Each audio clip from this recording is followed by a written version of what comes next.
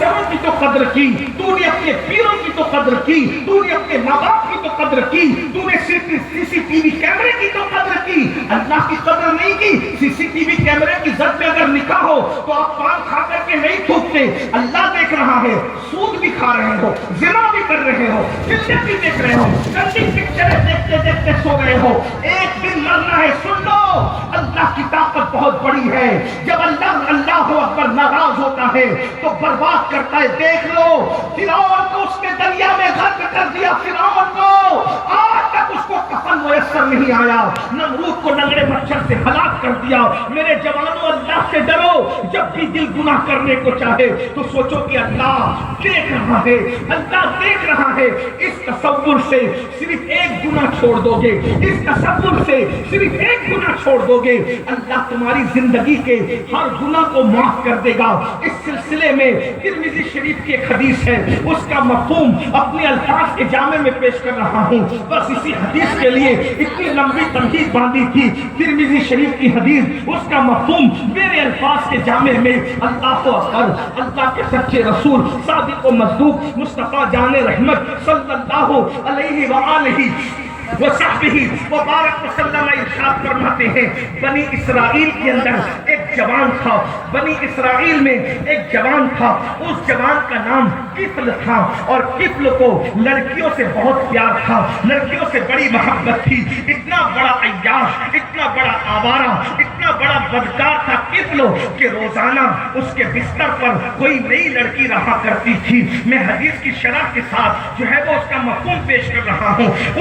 اس کے وہ بہت مالدار تھا، ظاہر سی بات ہے، حسن، جوانی اور دولت اکٹھا ہو جائے تو آدمی کے پیر زمین پہ نہیں ٹکتے۔ ہائے دولت کی فراوانی، ہائے جوانی کا قہر، اللہ اکبر، ہائے انسان کا خدا کو بھول جانا۔ لیکن یاد رکھو، سب تم کو بھول سکتے ہیں، خدا تمہیں نہیں بھول سکتا، وہ تمہیں دیکھ رہا ہے، وہ غیور غیرت والا ہے۔ جو بھی گناہ کرے گا اللہ اس کو اس کے گناہ کی سزا ضرور دے گا۔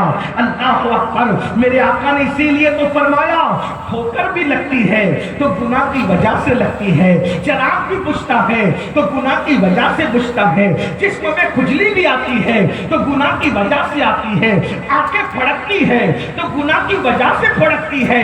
یعنی مطلب یہ ہے میرے عزیز، اللہ اکبر، اگر انسان گناہ کرنا چھوڑ دے اسے زندگی میں کبھی ٹھوکر بھی نہیں لگ سکتی۔ انسان گناہ کرنا چھوڑ دے، اللہ اکبر، کبھی اس کا چراغ بھی آندھیاں نہیں بجھا سکتی۔ مسلمانوں ذرا اپنے آپ کو غور سے دیکھو، تمہارا چلایا ہوا چراغ آندھیاں نہیں بجھا سکتی۔ جب مسلمان کے چراغ کو کوئی آندھی نہیں بجھا سکتی تو آندھیاں مسلمانوں کو برباد کیسے کر سکتی ہے؟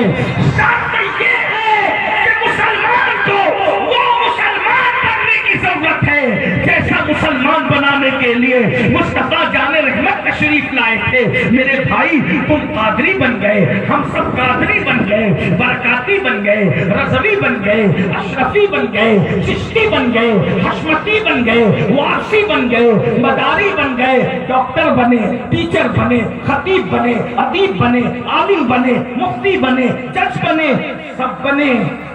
کیا ویسے مسلمان بھی بنے جیسے مسلمان بنانے رسول اللہ تشریف لائے تھے؟ آپ کچھ بھی بن جاؤ، نجات نہیں ملے گی جب تک رسول اللہ جیسا مسلمان بنانے آئے تھے ویسا مسلمان نہ بنو۔ یہ شہادت گہے الفت میں قدم رکھنا ہے۔ لوگ آسان سمجھتے ہیں مسلمان ہونا اور بہت آسان ہے، کافر کا مسلمان ہونا بہت مشکل ہے، مسلمان کا مسلمان ہونا۔ میرے بھائیوں، غور سے سن لو، اچھی طرح سے سن لو، جب بھی کوئی گناہ کرتا ہے